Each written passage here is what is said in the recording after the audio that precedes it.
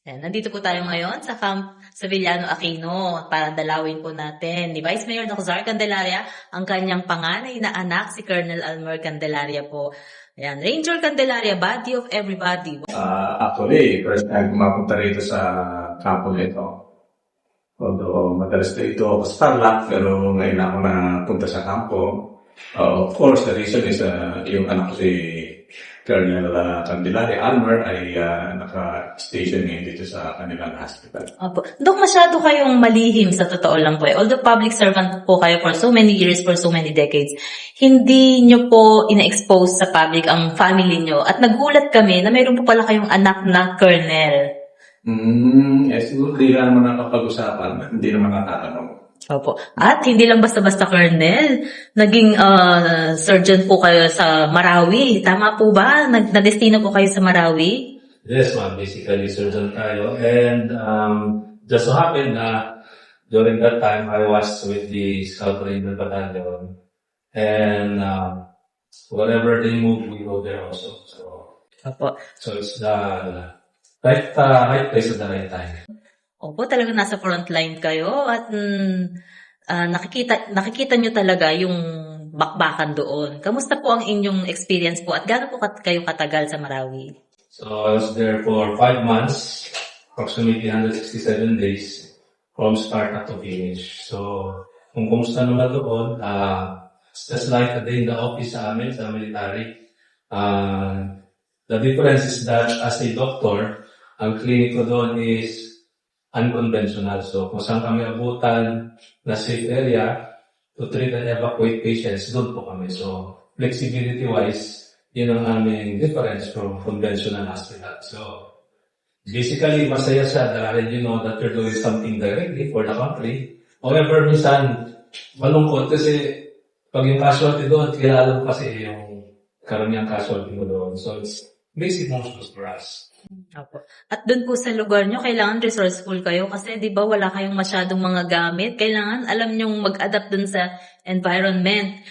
Limited ang inyong resources. Paano po ang ginagawa po ninyo?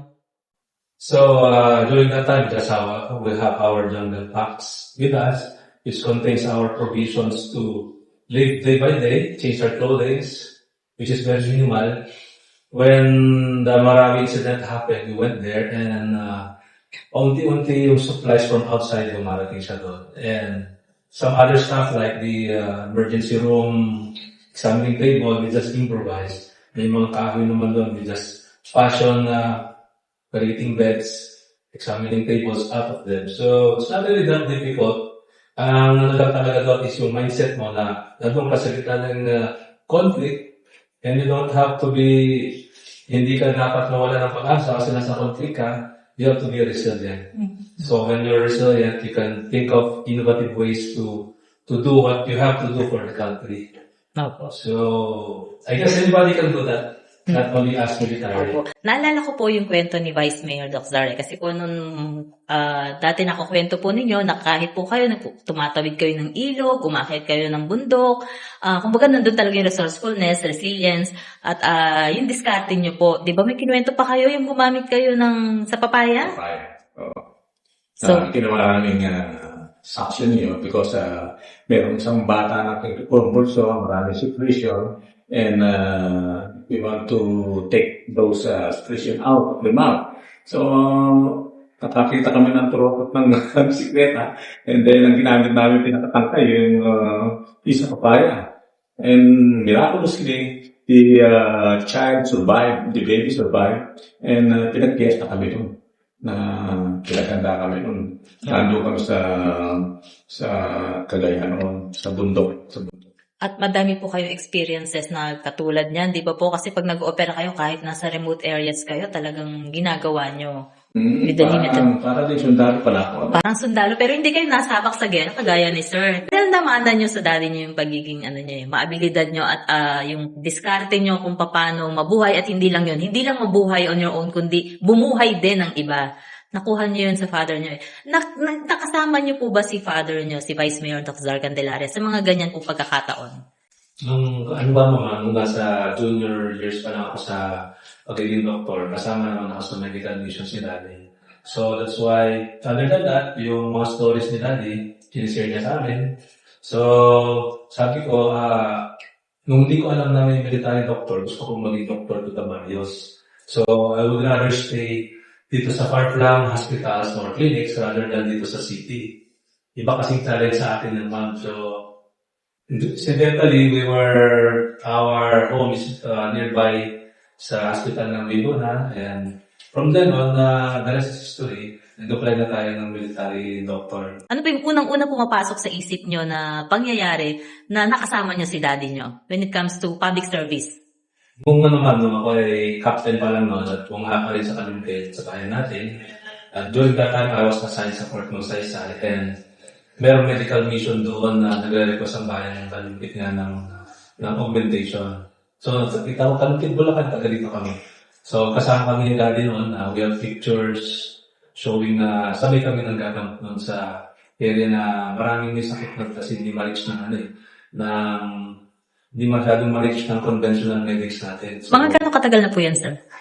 2011. Ayan yung pinakamalaking baha. Actually, one of the places na mention ni Colonel Anger sa Maysulao. Maysulao. And then dito rin sa may, dalawang barangay yung nakintaan. So, yun po ba yung first time nyo na nagkasama sa medical mission? Or even nung mas bata pa po sila, nakakasama nyo na siya? Actually, si Colonel nagpupundak yan ng mga emergency training. Kahit sa pulinan alam ko, nagkaroon kayo ng... So, nung kami ni Daddy, other than doon sa military na ako doon, nag-medical mission kami sa Kalumpit din. Na-invite ako ni Daddy. At the same time, yung mga doctors na kasama ko sa Laguna, na-invite nila rin doon. Medical mission. Yun nga, yung operation tuloy, meron din. Tsaka sa yung general, pediatric, medical, and even minor surgery na yung ginagawa. Opo.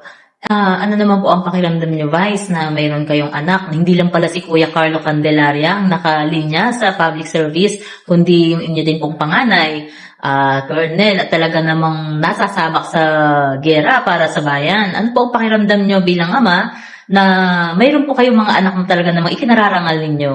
Well, siyempre, tayo na at least yung ating ginagawang servisyo sa ating mga kababayan, ganun din ang ginagawa nila. Parang gusto rin nilang maglingkod, gusto rin nilang makatulong sa ating mga kababayan. No? At katutuwa na kahit na hindi ko sila sinasabihan, yun din ang kanilang pinupuntahan. Yung daan na... Yung daan na tinahak niyo. Opo, paglilingkod pa rin. At hindi kayo mula sa ama, hindi nagpayaman. Eto din, si Colonel, talagang hindi pera ang ano niya no? Talagang pagtulong sa kapwa. Kasi sabi niyo nga po, mas gusto niyong maglingkod dun sa mga baryo-baryo. Mayaman na kami lang sa kaibigan. Yun nga, ang lagi kong sinasabi ng daddy niyo, mayaman sa kaibigan. Okay na yun. At napakarami nagmamahal po kay daddy niyo at sa inyo din, panigurado. Daman natin yan. In my case, gusto ko ma-inspire yung ibang generation, both doctors or anybody sa health services or anybody, regular Filipinos na kung gusto mo mag-serve, just serve, not for the money, the fame. Opo. Pero what inspires you, sir, to be what you are today? Yung bansa natin. Kasi gusto natin makagawa ng maganda sa bansa, so kahit na anong challenges, sabi natin, sacrifice for the country. Kasi service kasi in the first place mo. Kay Carlo kasi ngayon, nakikita ko yung kanyang enthusiasm and motivation to serve. And hopefully, sabihin natin na dito siya sa stage na ganyan. We pray na ang kanyang maturity for service will really blossom.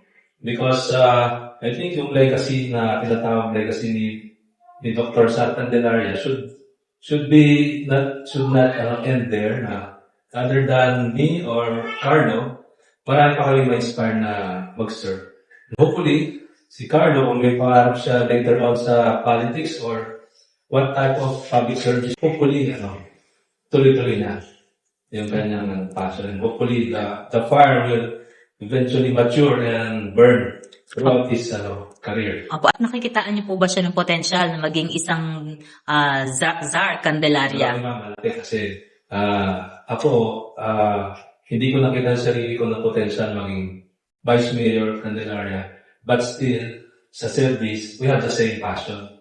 And just so happen na nalinya ako dito. Pero, the end result is for service. Si Carlo, on the other hand, sobrang bilis ang kanyang maturity. Sa kanyang, ngayon, nagsaserve siya dyan sa munisipyo natin, sa bayan ng Talumpit, and nakikita ko na ang laki ng kanyang potential for service. Hopefully, tuloy na niya. Kung ano, paano.